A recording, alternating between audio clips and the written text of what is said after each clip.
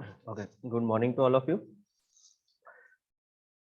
In last classes, we have started the topic perceptron, the discussion on perceptron we have started and continuing that part.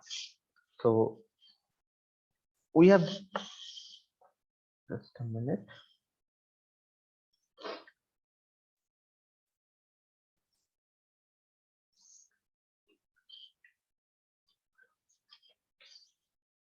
Okay, so we are on a part or we are on a discussion on perceptron that we have seen a diagram where some inputs coming to a particular layer and the summation of that particular input with respect to their weightages calculating there, and there is a threshold function having two conditions, that is if -1 and if +1 means a positive value and a negative value respect to that what happens.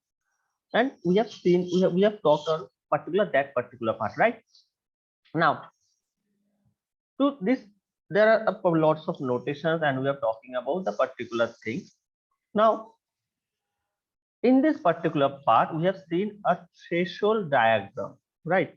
If I just draw that particular threshold part again, so I can say that something like this was there.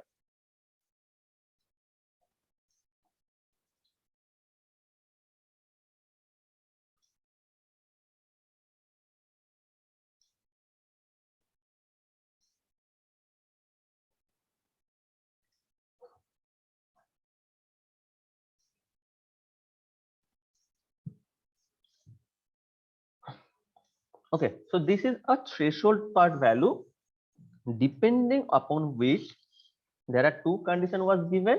That is, what are the two conditions? One is for +1 and another is for -1. So whatever is happening for +1 and -1, the respective result will be there. Okay, so we have discussed this in the previous part, but now this function, this threshold or activation function, we can talk about that there is a particular sign function or sign threshold function is working, that we can term that as a is SGN. This is a sign threshold function or sigmoid function we can talk about. This sigmoid function is like a threshold function that is helping us to calculate or determining the result. Means whatever the summation of the input and weightages value comes to the scenario, that is x into w, summation of n equal to 0 to the power n w into x means for how many values of wx, if it is greater than 0 or less than 0, depending upon that the value is we are having a particular value, right? Now this perceptron, learning this particular concept of perceptron, I have said in our previous classes that there are two things, that is depending. First one is our input value and second one is our weightages, right? These are two things that is depending. One is input value, other one is weightages. So this input value, if I talk about this particular part, input value, so this input value is fixed. This input value is fixed. We cannot change the input value, whatever the value input we are getting. But in respect to of weightages, we can actually modify, or we can say it is based on, that is adjust. We can adjust our weightages value, we can choose our weightages value so that we can have a particular resultant that we can expect it. We can expect a particular result when we are actually trying something, because when we are actually working on a problem, we generalize a particular result, right, in our mind, that this is our particular result, we have to achieve this particular goal. So depending upon that we are working. So when we have a problem, we also have a goal, that what we need to achieve. So to do that, whatever the things, necessary things can be done, we are trying to do that. So this weightages we can adjust to get the or to achieve the particular goal, to achieve that particular goal, right? Now if we actually go for this perceptron in a diagrammatically view means a graphical view, right? So we can say that this perceptron is actually a hyperplane decision, means we are whatever the things we are actually trying to make, we can put it in a representation of a graphical view. So this, we can say this graphical view is a hyperplane decision. Hyperplane decision where it is a surface of an space, n dimensional space, means a y z particular space we have, and we have some points, we have some coordinates, and we are trying to put the output, we are trying to put the output into that particular scenario,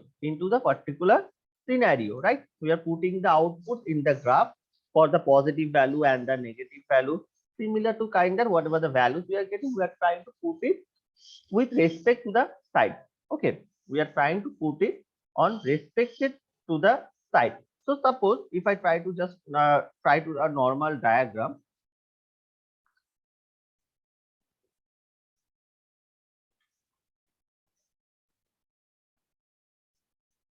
Okay, consider it is our view of xy plane, right? And suppose there is a positive and negative side, and a particular layer have been goes through like this. Okay, a particular layer have been goes through like this. Okay, just a minute.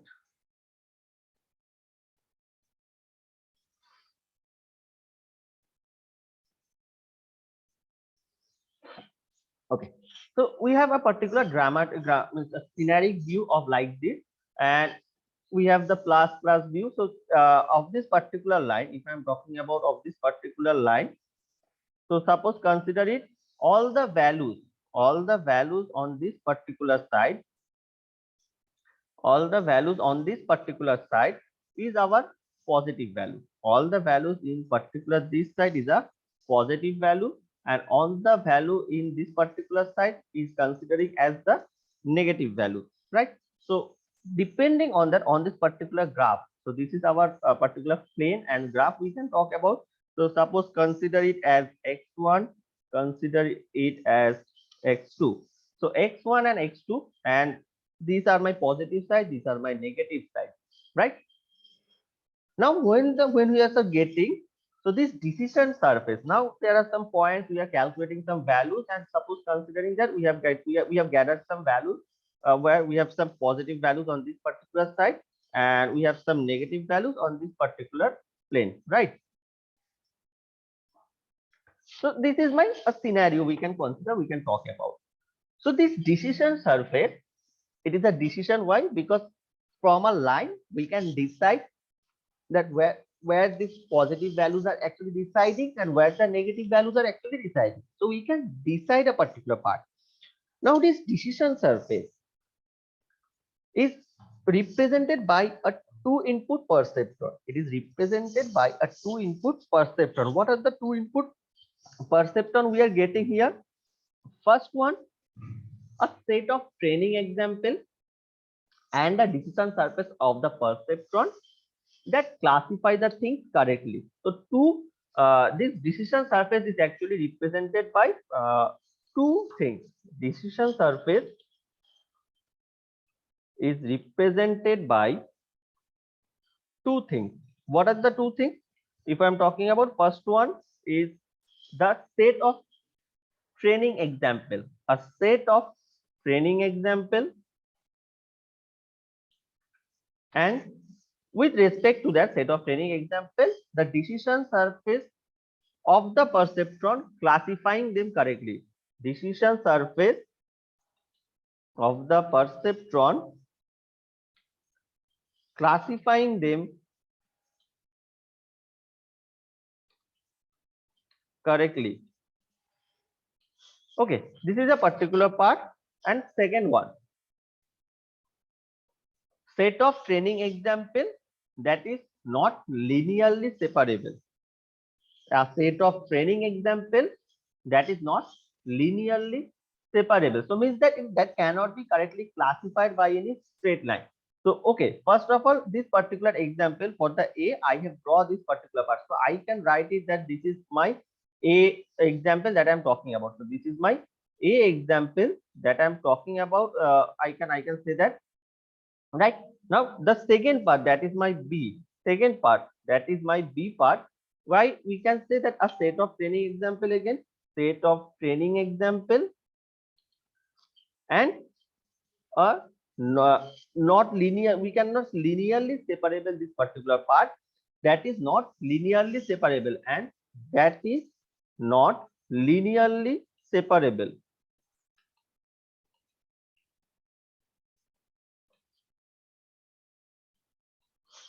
Means in this A, in this particular first example, that a part of the A, we can actually linearly separable this particular part by which, by this particular line. It is my linear separable line. We can, if I say that this is my linear separable line, by this linear separable line, by this linear separable line, I can actually classify that which particular side is positive, which particular side is negative. But there can be another scenario where, that is my B part, where we cannot have any linear separable line. We have a set of training example. We are putting the values where the positive and negative values can be in any side. There is no linear separable line. There is no linear separable lines. I repeat again, not like part 1, part A, that is where we have a linear separable line, but not in the B section. There is no linear separable line. The positive and negative value can be set anywhere. So in that particular case, that is a little bit tough. So this, where this x1 and x2, whatever we have drawn here, these are the input perceptron. Positive sides are indicated by the plus sign, negative by the negative sign. This is nothing to tell. So these are the two particular hyperplane decisions by which we can actually make the thing understand. But part A is easy, where we can have a decision plane, or we can say linearly separable line, or we can also term it as a regression line. This regression line is helping us to identify that which part is the part positive side, which part is the negative side. But another scenario is there where we don't have any type of linear separable line. The values of positive and negative can be decided at any side. Now, this perceptron, we are training, as we have mentioned here, a term that is a set of training data set. Set of training example, set of training example means we are trying to train our, or to feed our network, the training perceptron. We are trying to what we can say that trying to train that, right? We are trying to train our perceptron data set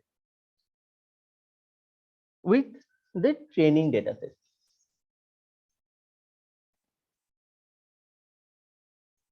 As I said, the inputs are fixed, right? The values of x's are fixed, but the weightages can be modified if needed, or it can be adjusted if needed. So we need to learn that how we can calculate or adjust this particular weights of a single perceptron.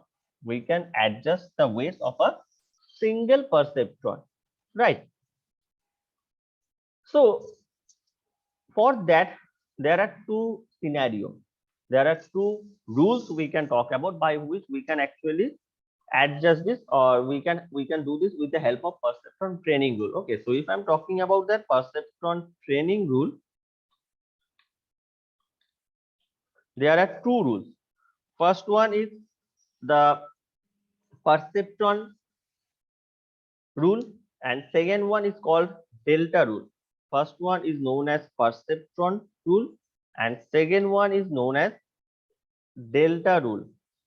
These are the two rules that is helping us for the perceptron training, for the perceptron training rule, or to calculate this or to adjust this particular thing, perceptron rule and delta rule. These algorithms, these two rules or algorithms, whatever it is, are saying, or it is giving guarantee to convert something different from the hypothesis, or to get the adjusted value, to accept the weightages, or to adjust the weightages from the starting weightages, Actually, if you remember the previous classes, right? in previous semester, where we have discussed about it in a smaller part, that we are doing some or and this type of particular thing.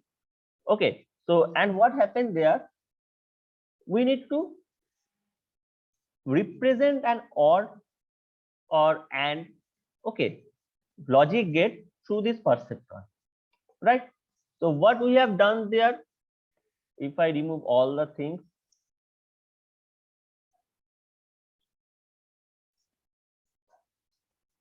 okay.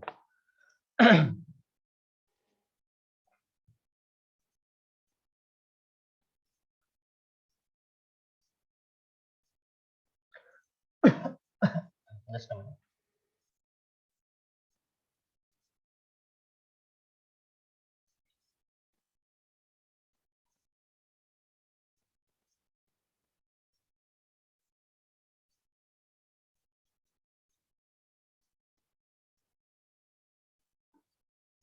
Okay, so suppose we are trying to make an all logic gate truth table or logic gate truth table. I'm just giving an example with perceptron, with the help of perceptron, right? All logic gate truth table with the help of perceptron. Fine. So first, what is the truth table of all logic gate? Can anyone tell me what is the truth table of all logic gate? Logic gate of all truth table.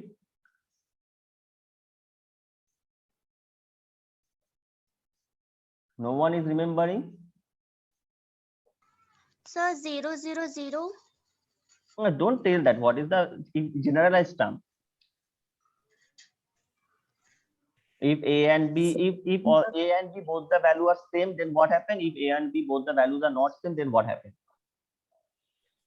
Sir, So if when both the any values are same, then it will be 1. If both values are 0, then it will be 0.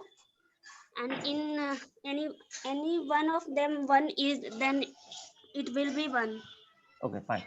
Right. So now if I draw that particular scenario, suppose A, suppose B, and this is my output, right? And if I write the particular scenario, if my value of A is 0, B is 0, then the output will be 0. Similar for 0, 1. This is for 1. If it is 1, if it is 0, then we can consider it as 1. And if it is 1 and 1, then we can put it as a 1, right? So suppose this is my an OR gate truth table, and if I try to make it with the help of perceptron, if I try to make it with the help of perceptron, so what are my inputs here?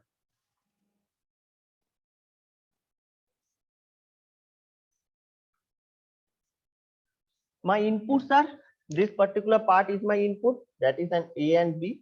This is my input section, and output is my output section. So as I said, that when we are dealing with a problem, we are dealing with a problem, we have a particular achievable goal, right? We have a particular achievable goal also. So we have clear here that when my input will be 0 and 0, then output will be 0. If my input will be 0 and 1, then the output will be 1. So we have a clear idea of this particular thing, right? Now, suppose I am trying to put the values, right? So there are inputs F, A and B. So considering that, suppose a value of A, suppose the value of B, these are my values, these are my inputs, and we have a calculation of generalized calculation of summation function, right?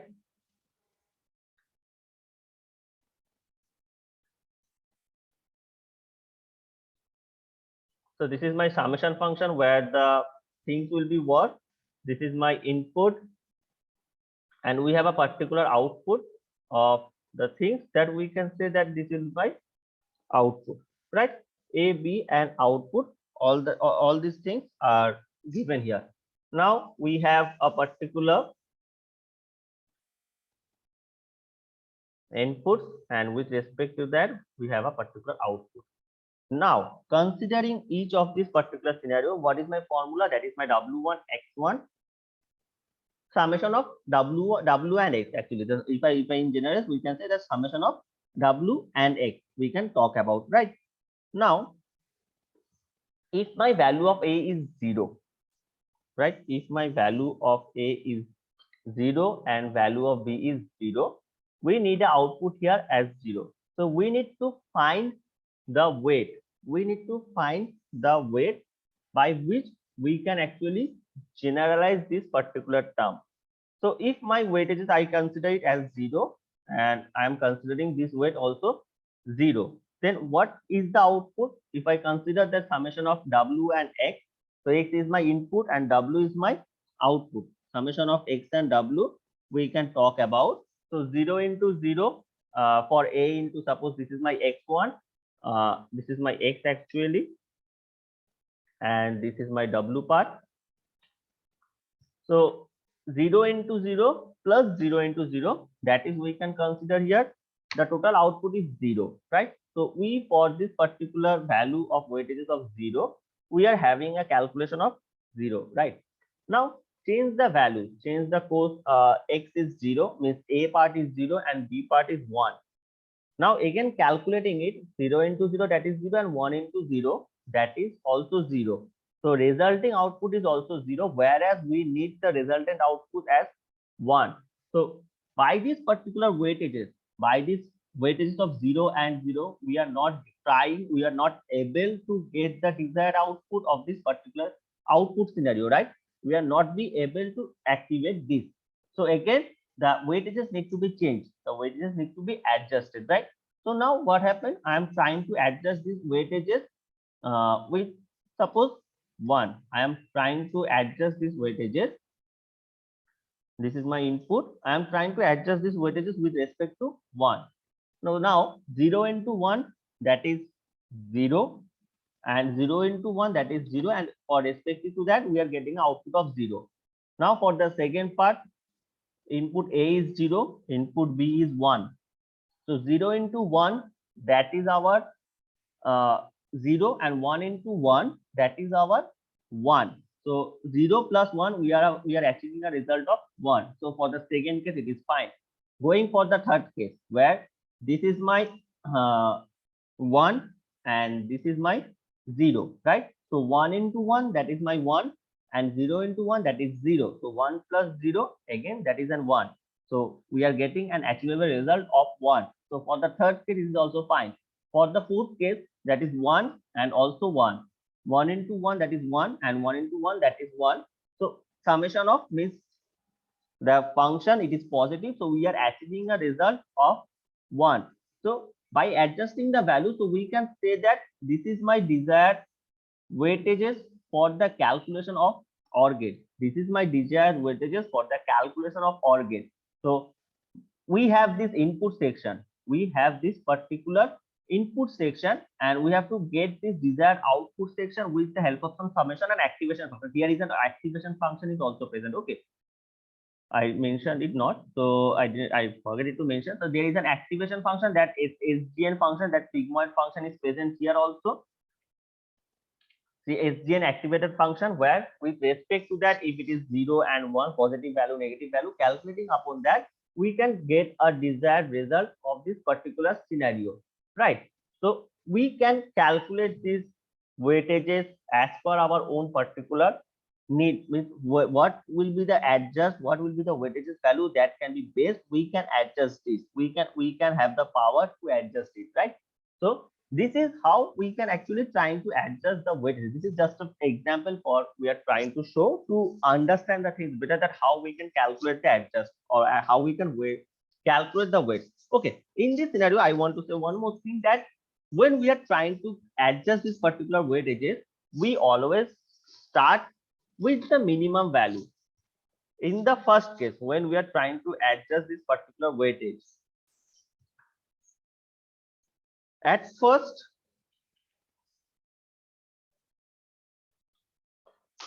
take the weightage value minimum, that is we can say 0. Okay, and if it is not converged means if the result is not, whatever the desired output will be there, we are not getting it. If it is not converged, then go for the value 1. Go for the value 1.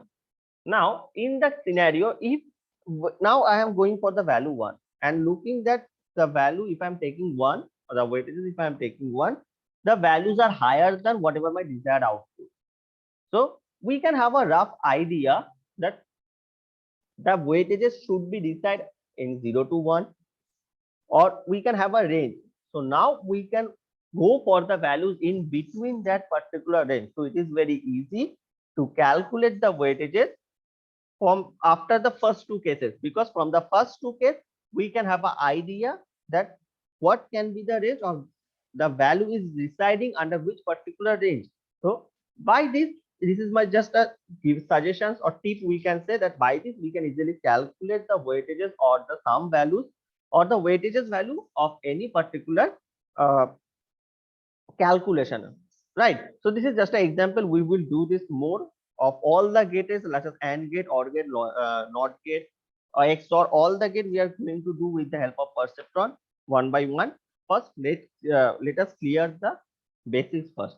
So this adjusting the value, the value we are adjusting means first time we are putting the value 0, then we are not getting the converged result, then we are trying to put the value 1, then also if it is not, we are trying to get the converged result. So we are trying to check the values with respect to the adjusting the weightages. So this thing is known as the learning rate. Means we are learning ourselves that what can be the changes, what is the necessity of the changes. So this role of the learning rate is to moderate the weightages, or moderate or to change the weightage at every step. So the thing here that is important, learning rate, that is the role of this learning rate is to moderate the role is to moderate or adjust the weightages at each step. Okay, so as I am trying to show you with the help of this logic of AND or OR gate, it is not so easy, because in the perceptron or upcoming scenario where multi-layer perceptron will be there will be many more inputs. The inputs number will be much here. There will be number of epochs, n number of epochs will be there. So we need to calculate each and every weightages where the values will be something in points. So this is a basic idea from which we can understand the thing. So this learning rate is the role of this, that moderate or adjust the value of the weightages at each and every step, or we can say at each and every epoch, right? So this is my learning rate.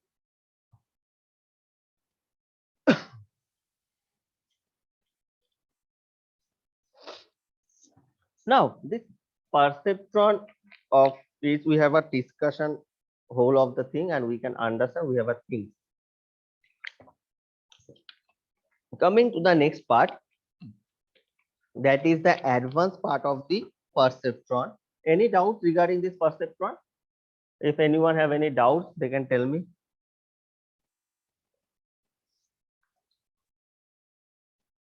Okay, so I think there is no doubt from anyone's side.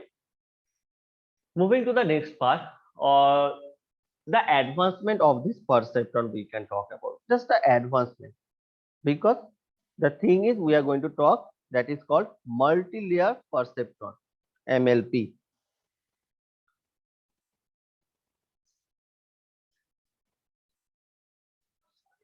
That is multi-layer perceptron. By the term, it is itself described that perceptron, there is a single layer we are working about, but in MLP, the number of layers are higher, or much we can say, and each and every layers or the input is connected with with each and every one, making it a complex, making it much complex.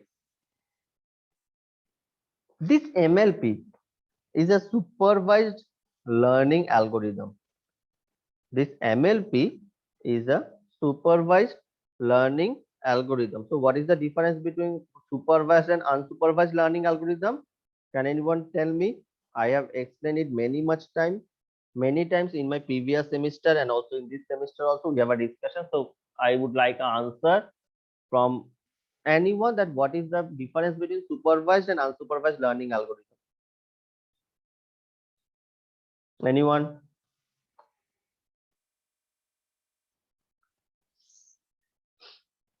What is the difference between supervised and unsupervised learning algorithm?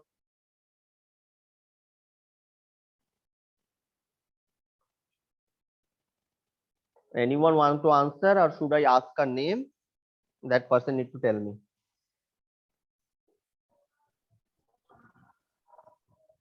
Sir, in supervised learning, machine uses training data set, but in unsupervised learning, they use input. Okay, that is.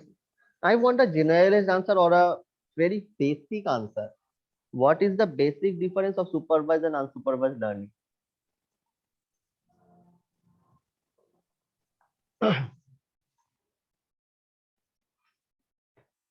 No one is having an answer. Sir, in supervised, we using for labeled data, or unsupervised, we use unlabeled data. Okay. Anyone with any type of other answer?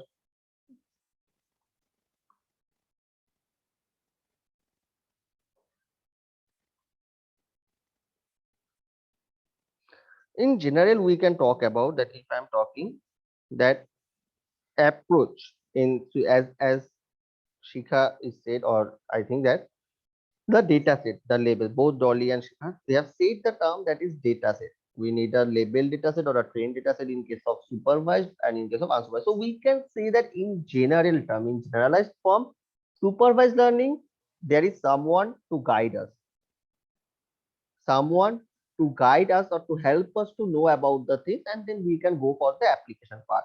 But in unsupervised learning, there is nothing like that.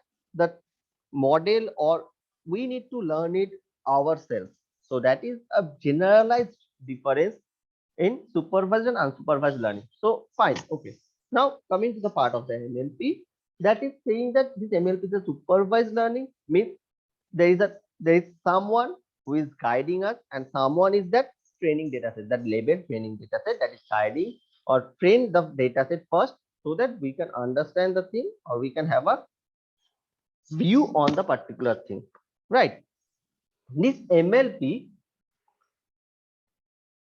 trains by the training data set and there is a m number of dimensions are present for the input, means the input number is not fixed. We can have a n number of input here, n number of input is present, and output there is a single output that is obvious. For each of the input we have a calculation and we can get an output, and this is a non-linear function for the classification or regression purpose. So here we are trying to find out a non-linearistic function approximation for the classification or regression purpose, right? So in perceptron, single layer perceptron, if we talk about, this is the concept of or the diagram of the single layer perceptron is very easy. Two inputs, respective to that, the summation and there's the activation function and we are getting output.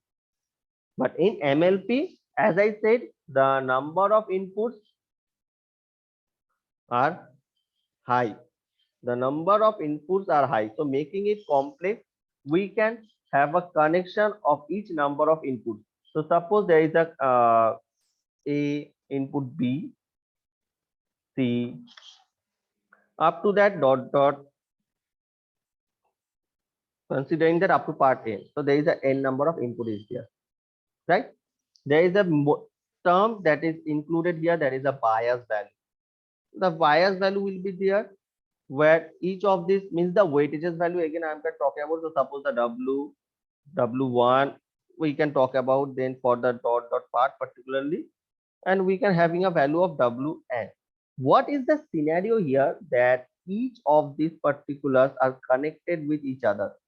Okay, so if I try to create a bond between all of these,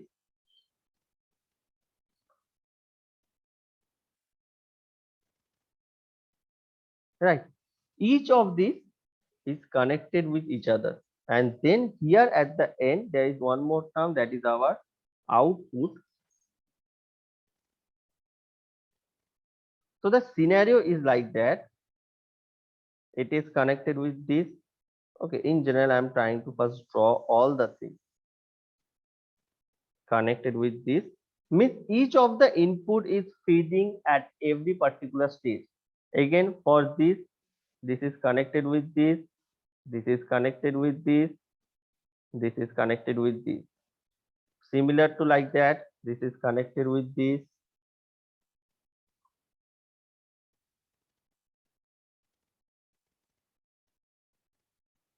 From that, after having a converged value, after we are getting a value, we are particularly we can talk about, right? So this is the term, or this is the diagram in short. I am trying to draw the diagram in short, that each of the inputs are featured or are connected with each of the layers or the bias value. And then after the summation of the moderating value, then we can have a summation function here. We have a summation and activation function here also. Summation and activation function is also presented here. Then the total thing, the complexity is deciding on this particular part. The total complexity is actually depending here, where each of the input values are deciding or attached with each of the bias values, and then the calculation goes to the move forward part. Okay, now I need to stop here as the time is very going to end. So we are going to continue the scenario from here in our next class of this MLP, that is multi-layer perceptron. So things are very little bit complicated here, and it is very needs to be understand. So I'm trying to describe with my best efforts in online mode via this whiteboard. I'm trying to draw everything, every possible scenarios. Okay, so if anyone have doubts or at any point you are not trying or you are not able to understand the thing, then you can tell me. Do tell me, otherwise it is not easy to reach out for you, reach out to every person to make the thing understand. If you have any problem, you need to tell me. Fine. So I like that everyone needs to write their names in the chat box as the scenario is going to end anytime. So please write your names in the chat box.